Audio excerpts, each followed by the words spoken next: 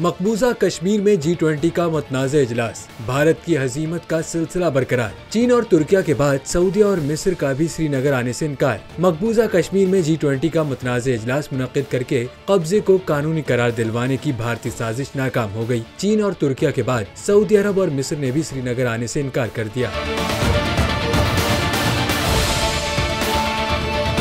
भारत के tourism secretary Arvind Singh ने गुज़िश्ता रोज बताया कि G20 ममालिक में से चीन, तुर्किया और सऊदी अरब ने अभी तक इजलास में शिरकत की तस्दीक नहीं की है। उन्होंने कहा कि खुसूसी तौर पर मदऊ किए गए मिस्र ने भी शिरकत के लिए रजिस्ट्रेशन नहीं करवाई। वाज़ेह है कि मकबूजा श्रीनगर में आज से G20 वर्किंग ग्रुप का 3 रोज़ा इजलास शेड्यूल है। मकबूजा कश्मीर में G20 इजलास के खिलाफ आज कंट्रोल लाइन के दोनों अतराफ मुकम्मल हड़ताल होगी।